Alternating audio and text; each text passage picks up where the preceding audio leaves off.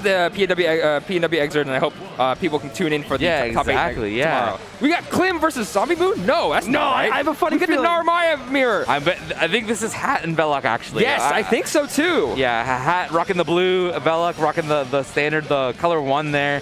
Narmaya mirror is something I have seen a little bit. Like I said, we have a bit of a Narmaya gang here in the P&W.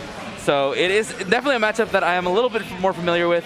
I'm getting to see how these two navigate the with not just like the stance changes and able to deal with each other's pressure, but getting to play that pseudo zoner game with a misfinder, just kind of like Johnny there. So it's something to keep an eye out, and like playing against this. Oh my God! Nice catch with the Raging Strike. Gonna lead to the full series of damage here. I don't know if he has a combo that'll be able to lead into SSBA here, so it'll probably lead just a knockdown. But I had no meter either, so I couldn't really get that. Yeah, exactly. SSBA, oh, there's another. Sorry, I'm flipped there on the meter side there, but anyway, Hat will be able to take that first round there just fine. Yeah, and that's round 1 going to Hat pretty solidly too, right? We saw a lot of great pressure and damage coming up from a Hat, and I want to see how Veloc kind of adapts to this. Yeah, it's interesting too. Like with the new Narmaya changes, I believe one of her stance lights is +5 on hit or something crazy like that. So like now you get the access to a lot of new combos with it. So it's a really strong tool to be able to deal with. And the 2H, but couldn't get a combo off of it. But one thing to notice, hard knockdowns in this game are a little bit of a limited resource in here. You have to usually use the 50 meter, get the ultimate skills to get these hard knockdowns. Use the ultimate skill or use a BP if you really want to go into Raging Chain. It's something that's a little bit of a toss-up because of the way that the grounded game in the previous game was compared to this game is a lot different now. So the way that these two are, I feel like, approaching the matchup around the hard knockdown, or I guess now the soft knockdown, is a little bit, I guess, more infant in the way that they're developing and the way they're trying to figure it out. Because I definitely see a lot of old habits here trying to go for like the H slicer and then just looking for the knockdown, but someone's doing like hold tech and then just staying on the ground as they walk up.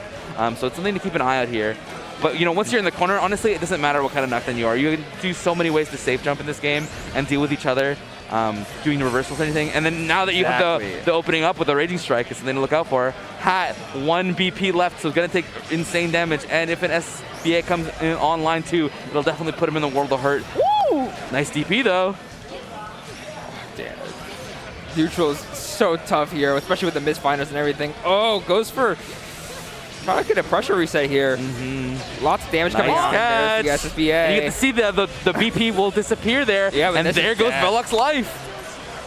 Man, it just played so well with just a low health there. He was down for so long, but just plays it conservatively. Escapes from the corner of all things, too. So get out of that and then confirms. I love how this game still definitely does have the roots in it. You get to see with the new, Rising changes, this game is a little bit more fast-paced. That's definitely the way that the developers were seeing how this game would progress as the meta would develop. But we get to see some of that like slower pace. Like I don't want to straight up call it footsies because I think it's an overused term, but definitely like that back and forth, that change between the two players as they try to find out and fish for that last hit here. But all right, Veloc with a really strong start going into the second. Veloc using 2 bravery points though. That's very bad. Dangerous. Yeah, very, very dangerous. It's something that if you have them in the corner, it's really strong. But this super is going to do so much damage. Yep, watch now no more bravery points too.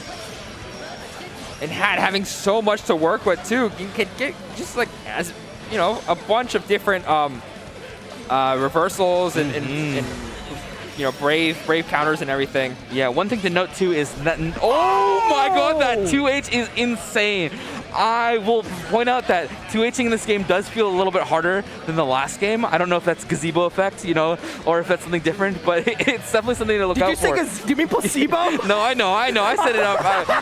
If you've seen it, you know what's up. Oh, yeah, I forgot about that. But yeah, it's definitely, it definitely feels a little bit different. So it's a little bit harder to do in this game. So if you see a 2H now, and you see that, that new strive / counter, like it's going to be big damage if you can get the right hit. Yep. But here we go, the guard crush. Yeah, Veloc having to burn another bravery point to get off as a get off me.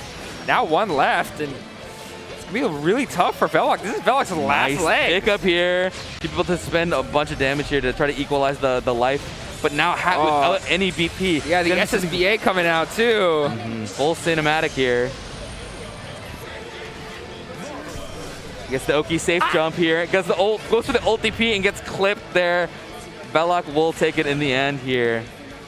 Still moving on though, has one more round left here as we go to round 3. Get the little kiss, blow it up. Mwah. We go next. Shout outs to Lumicine. Do it for her. Do it for her. Oh, whiffing nice. the DP. Veloc playing pretty patiently, being able to work around the knockdown so well right now, baiting any reversals that you can do. Just trying to play as oh my god, nice catch there. Pretty confidently around that. One thing I will say is that to look out for is that the new dash attack mechanics are a little awkward to deal with in terms of on wake up because they are not cancelable. So if you do a 6-6L on their wake up and they do DP, you can't spot dodge, you can't go into a cancel, you can't spend a bravery point or anything like that. You have to wait for the move to finish, so it's something to look out for. But there you go, Veloc, one more time going for the reverse bait. Unfortunately, can't punish, so Hat will be able to spend their own meter and be able to get this knockdown here. No meter though for Hat, so it's gonna be a little tough. Yeah, opts to go for the slash there at the end. Oh my god! Oh my god! Whoa! Oh, And at the end, Veloc will get the overhead. One thing too, yeah, I forgot to mention, the way that dash attacks work now, the third hit can be a high or a low. Oh god. Bro, those double whiff jabs, my heart was not ready for that. I was like, no. This game is insane. I love it. I'm a big fan. And yeah, you know, shouts out to Grand Blue Rising, right? If you none of you guys have played Grand Blue Rising, now's the time. Yes. There is a free-to-play version on PS4, PS5, and PC. Yes, you get only Grand and 3 rotating characters, but it's a great way to play the game. You can play in the giant world lobbies. You can play ranked matches. You can play casual matches. You get training mode. You get the first chapter of the story for free as well. And the best part, you get Grand Blue Fall Guys, Grand Brews. Yeah. Hop on Grand Brews. Check it out. The way I describe it is the Grand is free, the Blue is $50. So, also, the game's $50. It's cheaper than most fighting games on the market right now. Has rollback, stable connections. It's amazing. Gets to join and unify the scene, especially after coming off of a rough last few years. We've held strong so far, so it's a great testament into how strong the community is. But Veloc coming in strong here and gonna spend the SBA here to close this life lead here. And now Hat with 100 meter and a dream, but no BP to spend. What's gonna happen here?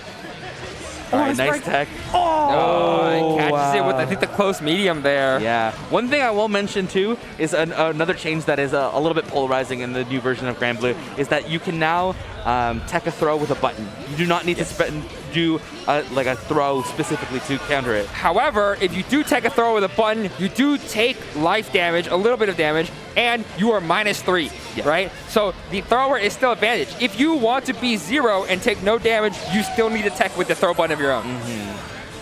And this is Hat's game. Oh my god, Hat able to come all the way from the end there and take it over Veloc, 2-1. Definitely a little bit of an upset, I'd say. Yeah. Veloc is a really strong player. Played a lot of Grand Blue coming into Rising. Super excited for the patch. But Hat, in their own right, a really strong East Washington Armaya repping the scene. Shout outs to them and being able to move on here. Yeah, and I think this is a wonderful time. This was an amazing, final game for our pools here, right? And I'm so